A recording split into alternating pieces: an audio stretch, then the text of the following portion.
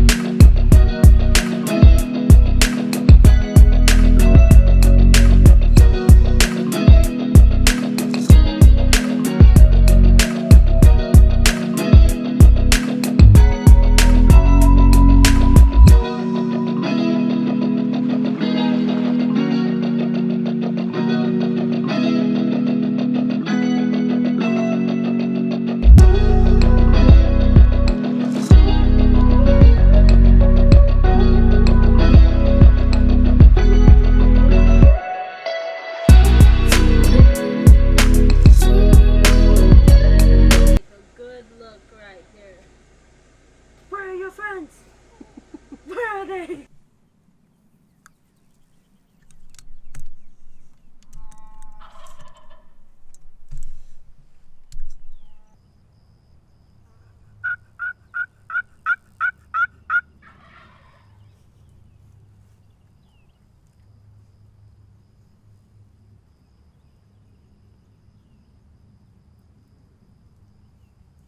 So basically, I was videoing and she was hunting with her bow, obviously.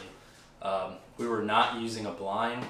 We were just walking around, calling, setting up the decoys, sitting inside mesquites and cedars and some brush, whatever we could find.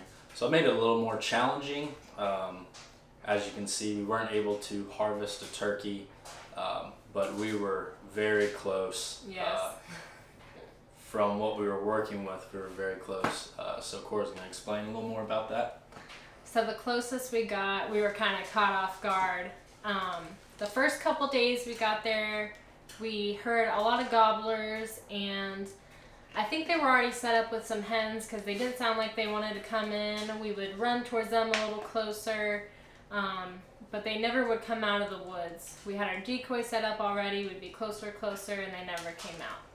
About the third day, when we were eating lunch at camp and just shooting our bows, having fun, goofing off, we heard a gobbler right across the fence over there on the neighbor's side. And this is the middle of the day, too. It was 2 p.m. Freaking hot, man. And so we grabbed all of our stuff real quick. I was wearing Crocs, and we ran over there and got set up right on the fence line by some cedars. We were able to set up 2 decoys real quick before they hopped over the fence. One was a hen and the other was a jake right next to it. Once they flew over, there's 3 toms right on our side of the fence line, right up against the cedar trees, and they weren't coming out yet to our decoys. I don't think they were so sure about that jake. I was able to draw my bow back completely and come along the fence line and try to see around my cedar tree so I could get a shot, but I was never able to. They were about 30 yards away, but never able to get a shot. It was a lot of fun. They ended up slowly strutting away from us as they left, which you'll see. Yeah, that's kind of what y'all could see in the video, was when they were kind of way off on the road. But yeah, just before when they were coming in on the neighbor's fence line, they walked behind us, and they were probably 10 yards from us. We could see them, so we're sitting still, walked behind us. We had to flip the camera around real quick, readjust, set up, called a little more, and then they walked same 10 yards right by us on the other side, across the fence line, down behind us again. So we had to flip around again, so it was a lot of moving, trying to stay still but also get set up. Basically in the process, I had choked, I guess you could say, in the moment, and we ran out of SD card storage. And while the toms were still close, so I went ahead and pressed format and just deleted everything in the process because I thought we were going to get a shot. And yeah, right at that time is when they started strutting away. So it hurt because I had a lot of footage from the day before too of us seeing some toms, and also I had footage of them at 30 yards from us all fanned out. But oh well, it is what it is. We had a lot of fun. Wish we could have got one, but we got 3 at 30 yards, just couldn't get that shot. But that's how it goes. That's what it's called, hunting.